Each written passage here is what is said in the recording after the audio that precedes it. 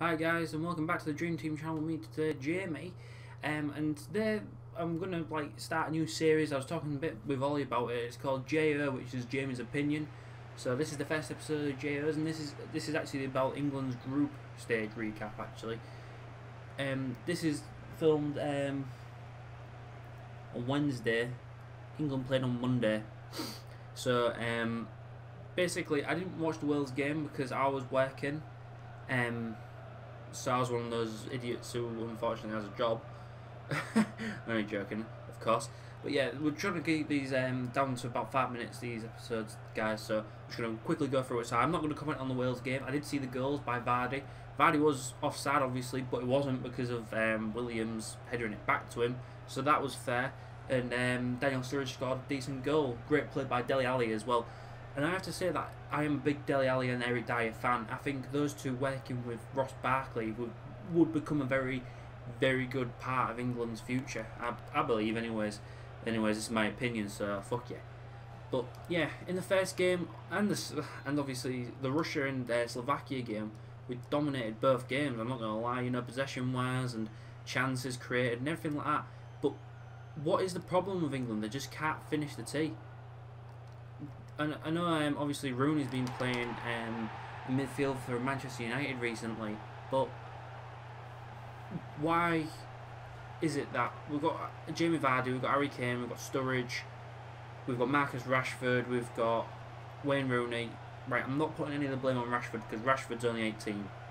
Right, he should be given a free role if he plays, you know, just do what you want kind of thing. Isn't like, you know, he's young, he has to enjoy his experiences. That's what we did with Rooney at the 2004 Euros, and he became an absolute massive player for England. He scored the most goals in English history, so it's possible.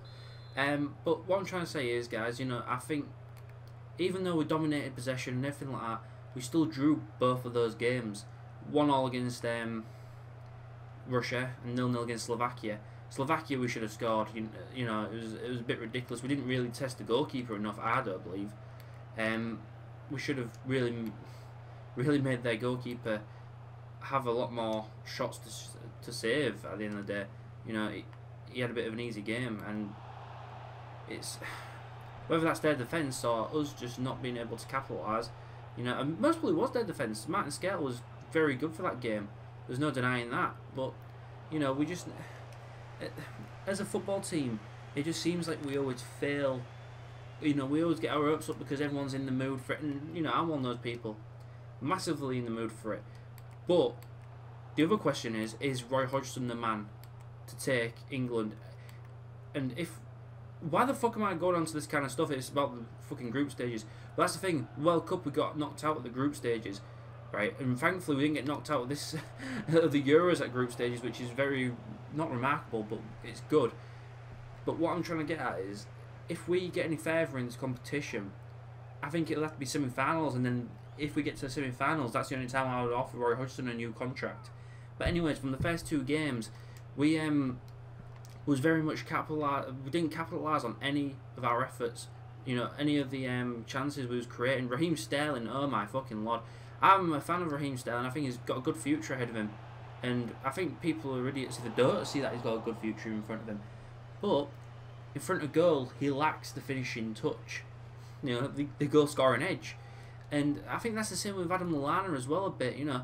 Adam Lallana, no offence to him, but since he joined Liverpool, he hasn't been the same player that we saw at Southampton. The one that did at my football team, Hull City over. They beat us 4-0 and he fucking ripped us to pieces. 4-1, sorry, Yannick Sagbo scored a base.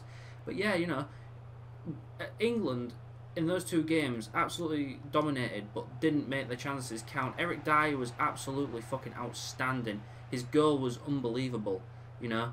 Vardy played well against Slovakia to some degree, but I think their defence was just too good for us.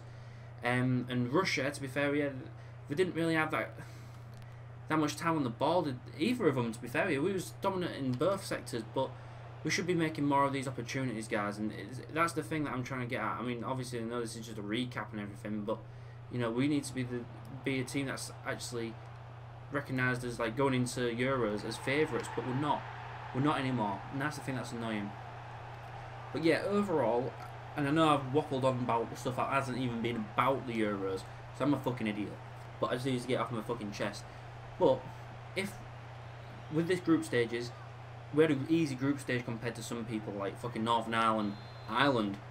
Ireland had fucking Belgium, Italy in theirs. I can't remember who the other team is. Sorry, but you know, and we need to be a team to be reckoned with, and going into group stages like that and coming out with 5 points, a win against Wales, which no offense to Wales, but we should have got the 3 points against Wales. You know, looking at our team sheet and their team sheet, but team sheets don't win your games. Goals win your games, and with other games like Slovakia and Russia, we haven't been scoring the goals.